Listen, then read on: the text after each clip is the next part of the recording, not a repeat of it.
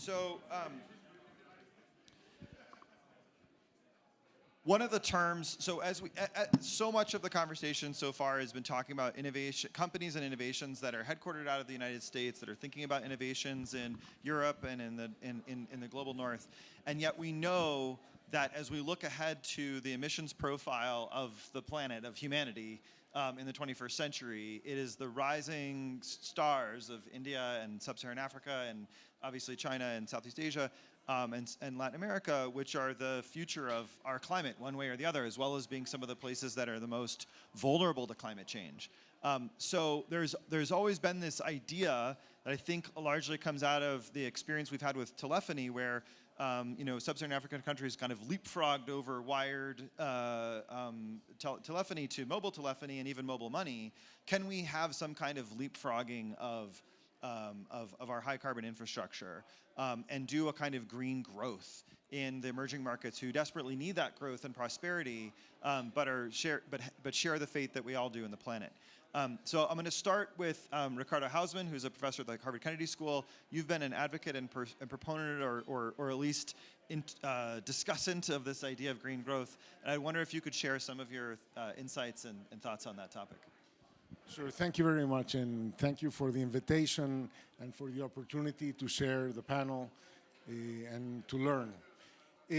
I think that if we look at emissions and ask ourselves what can each country do to lower its emissions, and in the global south what they can do to lower their emissions, and while we do things in the global north to lower our emissions, we're essentially having the wrong conversation. Or a very partial conversation, maybe. A very partial conversation, because for the world to lower its emissions, the world is going to need a lot of stuff that will enable the world to lower its emissions. The world will need to electrify everything that can be electrified. It will need to make that electricity in clean ways. It will need to change manufacturing processes and so on. So, the Global South did not contribute much to climate change. They might contribute to future emissions, but climate is impacted by the stock of emissions, not by the annual flow of emissions. So it's very hard to get a political majority in the Global South to say, no, we have to stop emitting because otherwise the climate, we have many other problems. However, if you tell me there's going to be this dramatic transformation to the global economy, the world, which is currently buying fossil fuels and so on, is going to need a lot of new stuff. Can my country become a supplier of the things that a decarbonizing world will need? Because if my country can become a supplier, then the more they decarbonize, the more I sell, the more I grow. That's what we call green growth. And I'm going to just mention 2 chapters in green growth. The first chapter is the obvious one that you will have solar panels and wind turbines and electrolyzers and batteries and cars, etc., etc. So where in all those value chains can we locate ourselves? So we created a website called Greenplexity that decomposes a bunch of these value chains, tells you, what are these 4-digit or 6-digit components that go into it, and it tells you which ones are you competitive in and which ones do you have potential to become competitive in, right? So that countries start supplying the potential demand for these things. And by the way, the more we create an elastic supply of these things, the more decarbonization there will be. Because if there's high inelasticity of supply, suppose that the supply of lithium is completely inelastic, well, that determines the number of batteries we're going to build, and that determines, and if you try to decarbonize faster, it will only become more expensive, but you won't get more decarbonization. So we really want that supply of the enablers of decarbonization to be very responsive, very elastic. Chapter 2 is the following little feature about the world we currently live in, and that is that fossil fuels are amazingly dense, both from a volume point of view and from a weight point of view. A kilo of oil, a liter of oil packs an enormous amount of energy. As a consequence, fossil fuels, oil and carbon, coal, are amazingly cheap to transport. And that has shaped the economic geography of the world we know. because countries could specialize in energy-intensive industries, not having local supplies of energy. So the major suppliers of coal, of steel, which is a super energy-intensive products, are Japan, China, South Korea, Germany, Belgium, which are major importers of energy, right?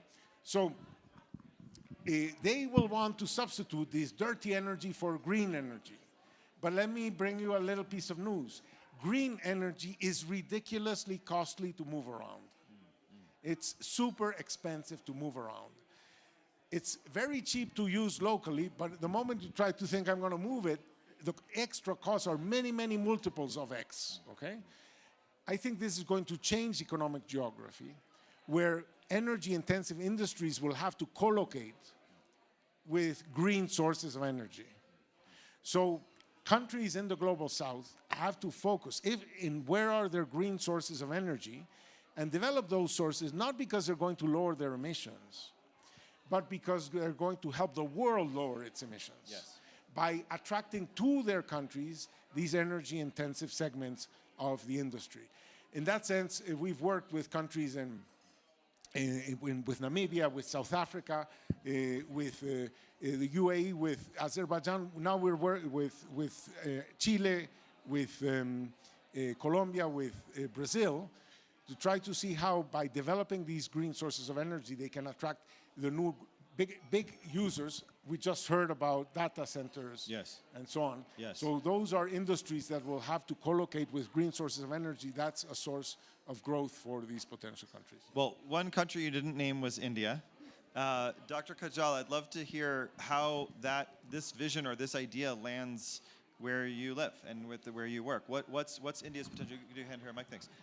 What is India's potential here in terms of... Thank you, everybody. Good afternoon, and thank you so much for having me today here. It's a pleasure, and I feel very privileged to be sitting amongst such esteemed panelists.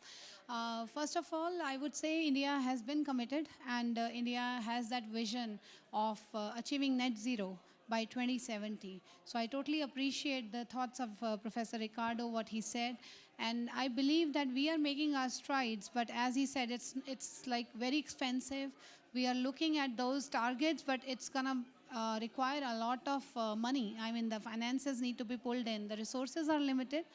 We are looking at kind of $10 trillion of investments in this sector if we want to achieve this net zero by 2070. So again, I mean, there are so many things that India is doing, and I will share during the course of this panel that India is having those targets. We are on track, most of it. We have set up our kind of national action plan on the climate change. We have 8 missions which are run by and led by the Honorable Prime Minister under his visionary guidance. So I believe this is something which is very, I mean, it's new, but at the same time, I believe India has that potential, and it's like, you know, India is important to the world, and we know that. So all in all, I think we are doing our stuff that we need to do, and I'll share all those kind of things that we are putting in place. I know a lot of startup communities sitting here, and we have a lot of policies that we are changing, and regulatory space which is being provided, that ecosystem, so that people can come, invest, bring those technologies which will help us achieve those targets. Thank you. Can I just ask you to just share kind of what are some of the key challenges or problems that are worth that if we've got problem solvers in the room and entrepreneurs, what are some of the barriers or challenges or problems that are worth solving that can help realize that potential for net zero or for green growth as Professor Hausman described? One I just highlighted, I think you need money. I mean, anything that you need to do, I think that's where we are looking into, like any kind of public-private partnerships, or you're looking into green bonds, or, you know, those kind of mechanisms and instruments that can be brought into place, which can, it's highly cost intensive. And I think, as a government, I can tell you that India has brought in a certain policies. For example, we have a FAME, it's for the electric vehicles. So we are, with this incentives that we are providing to the people, we are able to bring in like 3,500 electric buses in 9 cities like in the last 2 years, and now it's being seen as a very greater pull because India as a government we are pumping some money into it, but it's not enough. We know that we need the help, and I think there we bring in all those entrepreneurs who are doing such brilliant work outside. Again, and second thing is I think the technologies, because we don't know. There are so many things. I think there are certain technologies. If we are talking about this green, leapfrogging, these technologies I believe are going to be something, maybe they have not been devised yet. We don't know what's going to work, and it's not certain that something that worked in one sector would be similarly like replicable in the another. So given that ecosystem, given that infrastructural challenges, how do you bring those technologies to our country? I think we would be really interested to have that, and the government is doing everything to make sure that those kind of investments can be brought into the country, and we can bring on those technologies which can really help us achieve that. So I might just come back to you, Professor Hauser, for a moment. The financing of green growth, is there an answer to that? Well, let me answer your previous question. I mean, I think that there's a lot of climate finance that is, in some sense, going in the wrong direction. Most countries have a debt ceiling, that they already have too much debt. And pushing climate finance comes at the expense of other things. But if you help countries figure out how they can do green growth, produce the things that a decarbonizing world will need, that's going to raise their exports, raise their borrowing capacity, and allow them to finance more things on the mitigation side. But in India, for example, there's this fantastic organization called the Council on Energy, Environment, and Water. And they've been mapping out many of the value chains in which India can participate as a supplier. So, for example, India has a bunch of critical minerals. A company like Vedanta is involved in. Vedanta is trying to create an innovation ecosystem around it. They have an entity called Spark, where they try to push innovation in their areas. They produce the glasses that go into touch screens and so on. Andhra Pradesh is building, solar power solar panel plants and the whole value chain around them. So that's going to not only supply the needs of India, but it's going to supply the needs of the world. There's an enormous area of engineering, procurement, and construction in every one of these infrastructure projects. Right. There's a lot to be improved. And these can end up being equity investments rather than debt investments, and then stay clear of the debt problem. And equity are complements, right? You need both. Yeah. But you need also the expertise on how to engineer these things and how to create the financing packages. Yes. So those are parts of the value chain where, there's going to be global competition in engineering, procurement, construction, finance of these things, where, countries should be able to carve a role for themselves. And I think India, has these big global corporations. They should be able to also participate in that process. Now, Troy, he mentioned engineering as being part of this, right? So what I know that you have technologies that are relevant to building out of this infrastructure. Do you want to share a bit about what you do at EarthGrid?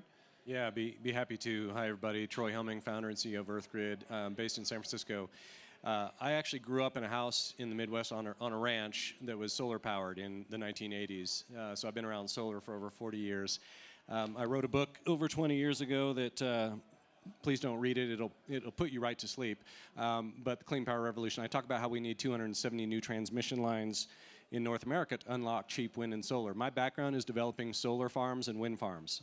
Done that for almost 30 years, including what became the largest wind development company in the United States. It's now Enel Green Power.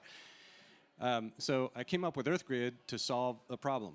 So have a look at your chairs. See the dots on your chairs or the dots on my polka dots on my shirt? Imagine those are the cities of the world. And now imagine every city is connected with a tunnel, a global network of tunnels, moving clean electricity, data over fiber, water, and freight. That would be a pretty cool world. To your point, I want to lower the cost of moving renewable energy around. So I came up 8 years ago, inspired by a Navy SEAL, bragging to his girlfriend in a bar about using, a plasma cutting torch to cut through submarines underwater to take over the ship. Anyway, I invented a plasma tunnel boring robot.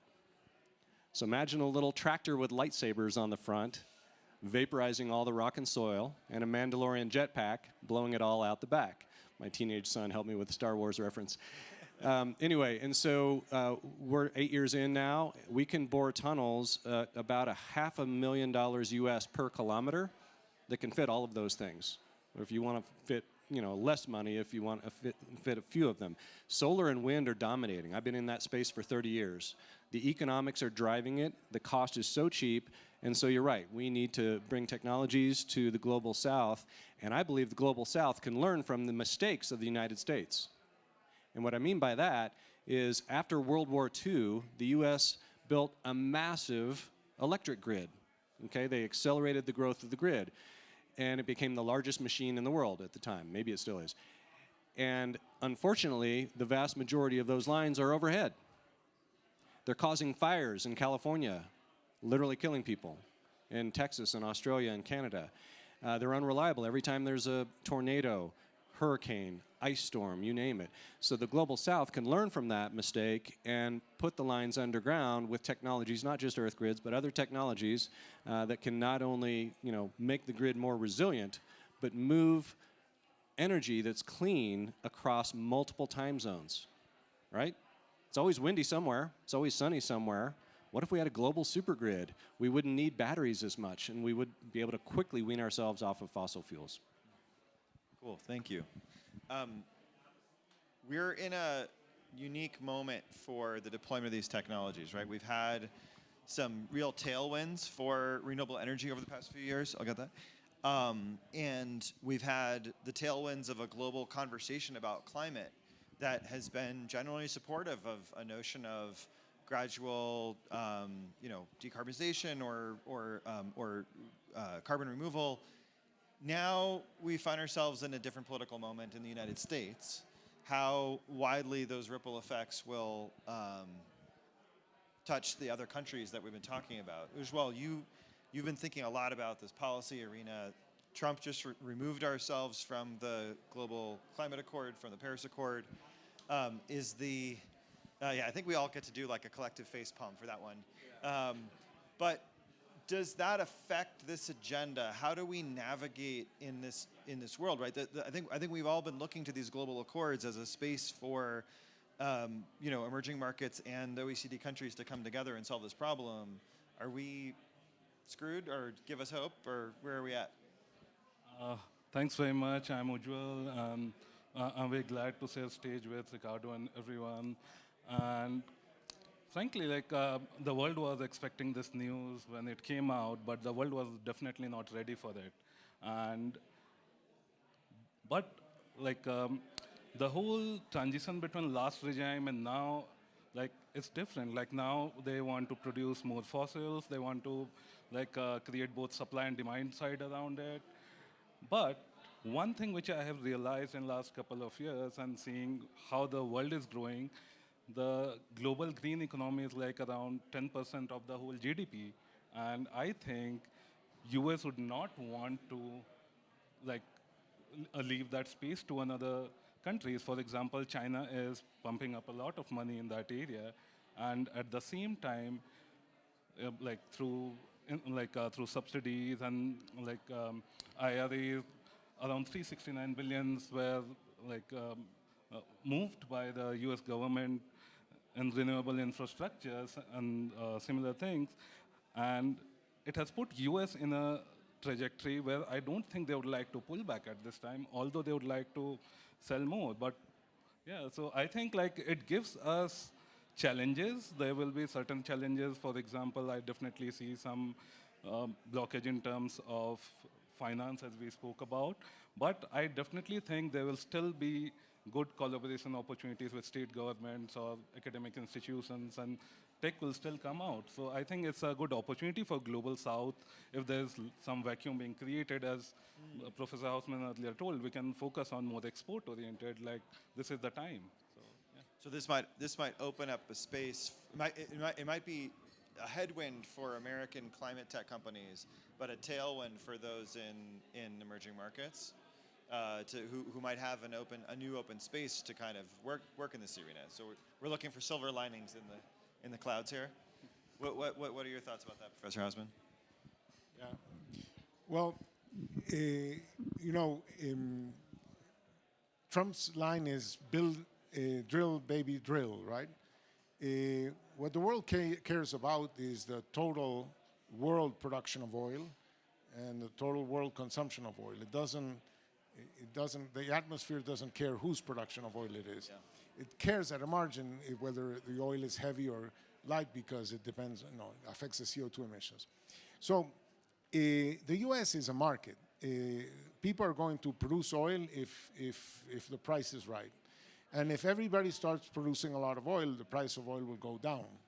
And then that production boom will stall.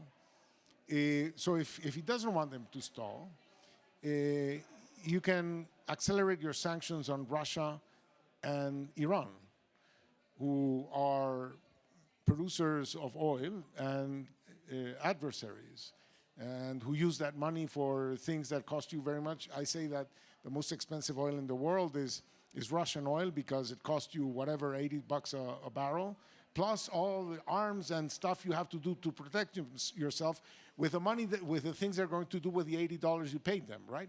So we're paying for both sides of the war. Exactly. So let's really constrain Russian and Iranian oil. So total oil production doesn't go up, but it's done by friendlier countries and so on. So it weakens them strategically, and the climate won't care because it's only a substitution of oil sources, not a reduction not an increase in oil production. And by the way, American oil is lighter than Russian oil, so it's good for the climate. So this is a kind of jujitsu to do with this moment. I want to just come back to you, Dr. Kajal, if you wouldn't mind. This idea of an underground transmission system for India, avoiding some of the challenges that we've had with our own grid in as you mentioned in California. How does that land with you? Do you think there's potential in India? What would you see as some of the opportunities or barriers around that?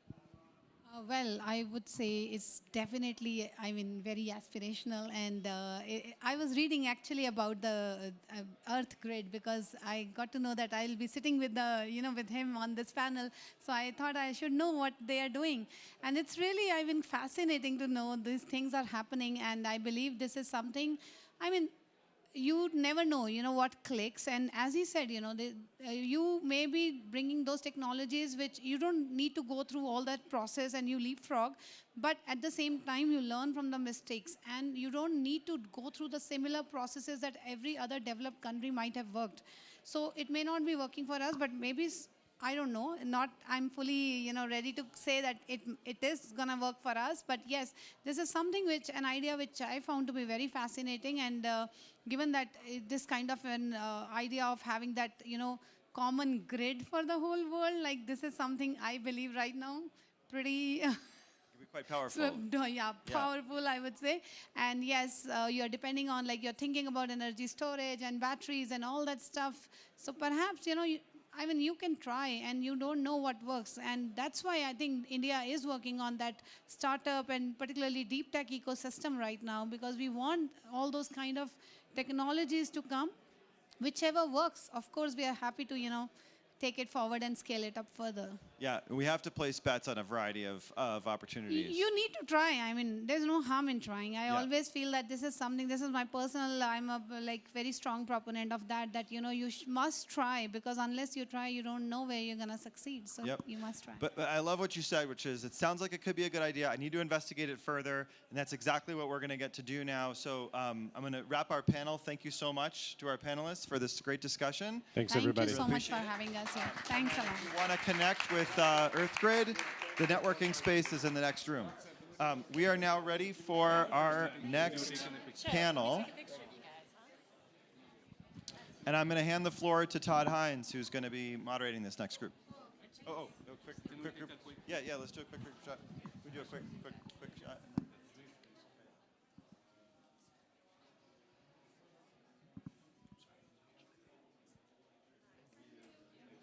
Okay. Todd. And thank you so much for moderating. Here, take this one. That's it, wherever.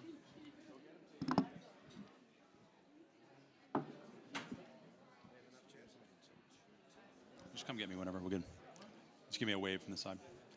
All right, enjoy everyone. Anybody sitting in the back or the side, please come in and grab a seat. And don't be bashful. You can move up as well if you like.